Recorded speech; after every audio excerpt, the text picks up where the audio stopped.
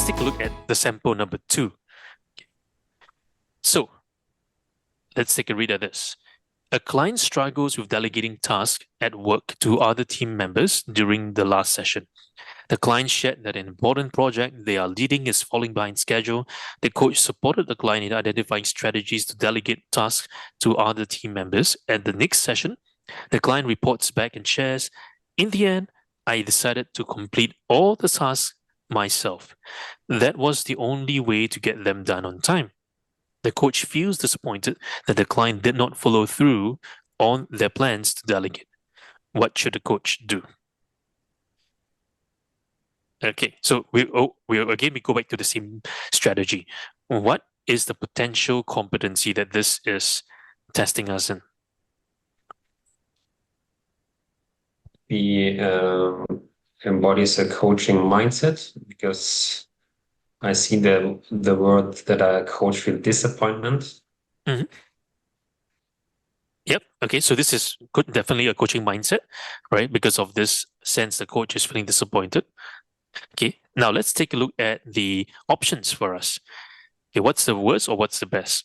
Okay. Option number 1, immediately reflect back on their last session with the client and identify what they could have done differently to support the client in the following or in flowing through their plans. Option number 2, take a breath and acknowledge the client is responsible for their own choice of whether to follow through with their stated plans or not. Option 3, set aside their disappointments for now and focus on the current session with the client. Decide to reflect on the situation during an upcoming session with their mentor coach. Option 4, praise the client for meeting the project deadlines, but ask why the client failed to support their team members' development. So again, we're going to go through this strategy, which is identifying the 1 or 2 best and 1 or 2 worst, and then we'll choose one from there.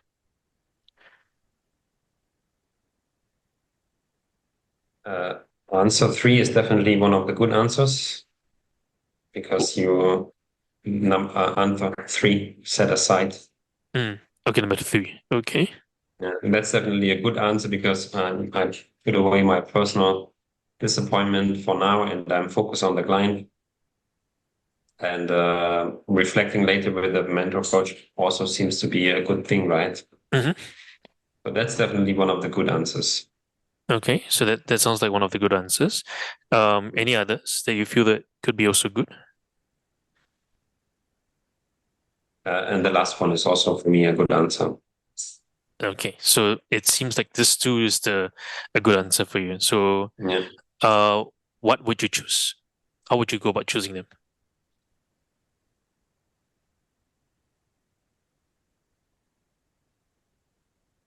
I mean, there again, the keywords for me in both are keywords. In the last one, it's praise the client. Seems to me a good thing, right?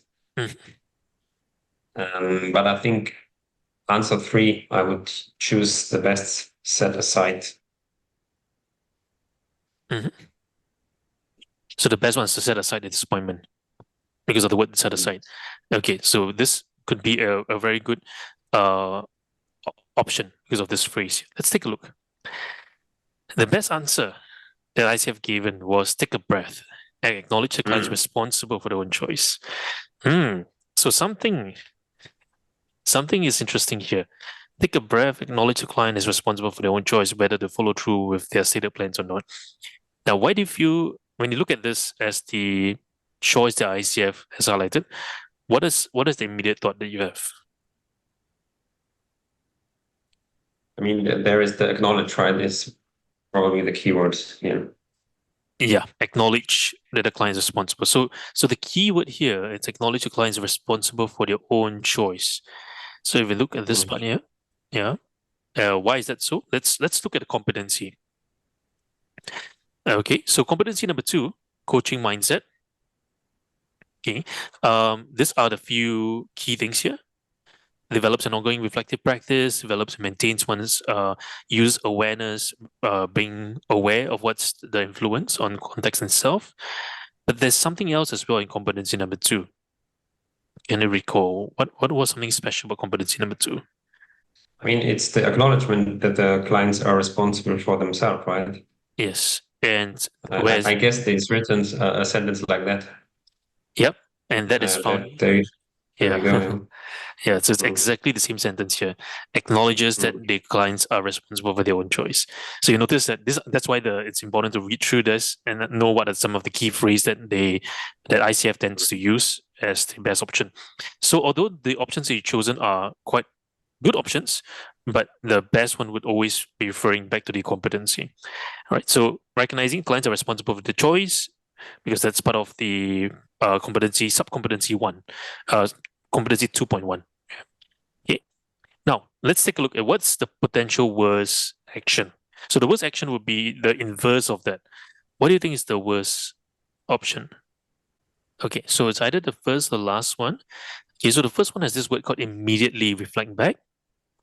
The I last one mean, is, because yeah, I mean, both seems to be in a first sight kind of positive because reflect back sounds good and praise the client also sounds good, mhm, but it's also kind of mirroring him a mistake. yeah, I mean, the last one, ask why the client failed to support that. That's kind of yeah, even a threat already. yeah. So that's probably even worse. Mhm. So that could be the worst possible because he's asking them why you feel support. Yeah. Yeah. So although the first one kind of make it feels is good, but the last part actually is the dubious one. So when I read the questions, the options, I need to see the sentence like what's the first one, what's the last one. And so the worst one it's the last one, which is why the client feared the support. So again, why is this? And as we look at competency number two, we think about the judgment, like why you feel the support. So why do you do this? Right. So there's a lot of judgment and criticism. So although you praise, but then you ask the client why you feel the support. So this kind of phrasing is what we call the sandwich model or the hamburger model. So this is what is taught in many of the leadership schools where they say, "Oh, you've done well, you've done such a great job, but you didn't do this." That's the sandwich model, right? In the coaching process, this may not be the best option for you to take because this may not be the may not demonstrate your coaching competency as clearly. Okay, Mm. yeah. So in all in all, for competency number two, okay, we want to consider: are we judging the client, criticizing them, or are we giving them the autonomy and responsibility for their own choice? So the flip side of autonomy, which means that I judge you, I take the choice back from you. Yeah, because I'm saying that, oh, your choice is not good. Even if the client's choice is not good, right? And based on your experience, you could have done much better.